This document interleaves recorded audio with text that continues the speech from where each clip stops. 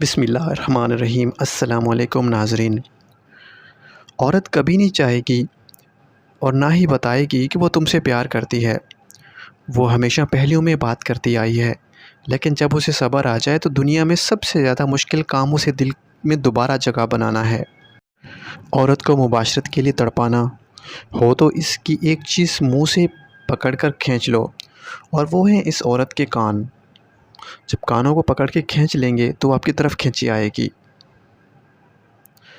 اپنی جوانی کے دھوکے میں مت آنا کہ عنقریب یہ تم سے چھین لی جائے گی، کیونکہ لذتوں کو ذائقہ ہے وہ لمبی عمر جس میں تو توبہ آخرت نہ کی ہو تو توڑ دینے والی موت کو خوب یاد کیا کرو۔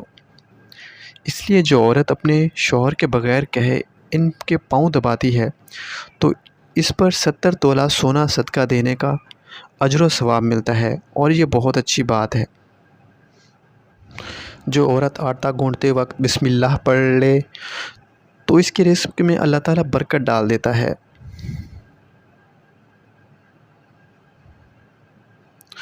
ایک حاملہ عورت کی 2 رکعت نماز عام عورت کی 70 رکعت نماز سے بڑھ کر ہے۔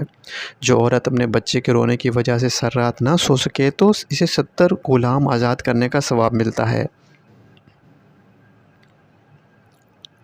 جب شوہر پریشان گھر آئے تو بیوی اسے تسلی دے تو اسے جہاد کا ثواب ملتا ہے۔ جو عورت اپنے شوہر کو اللہ تعالیٰ کی راہ میں بھیجے وہ جنت میں اپنے شوہر سے 500 سال پہلے جائے گی۔ جب شوہر اور بیوی ایک دوسرے سے محبت کی نگاہ سے دیکھتے ہیں تو اللہ تعالیٰ بھی انہیں محبت کی نظر سے دیکھتا ہے۔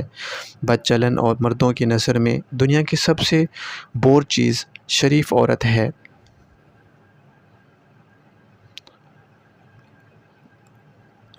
جو پاک دامن عورت نماز روزے کی پابندی کرے اور اپنے شوہر کی خدمت کرے اس کے لیے جنت کے 8 دروازے داخل کھول دیے جاتے ہیں۔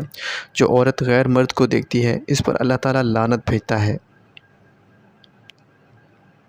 اگر عورت سے ہم بستری کا زیادہ مزہ لینا چاہتے ہیں تو اس کی طرح سے ہم بستری کرو کہ عورت کی ٹانگیں اونچی ہوں، اور اس سے مرد اور عورت دونوں لطف اندوز ہوتے ہیں۔ استاد جی کہتے ہیں محبت کی پہچان مقدر سے نہیں معیار سے ہوتی ہے۔ محبت تھوڑی ملے لیکن سچی ملے تو سنور جاتی ہے۔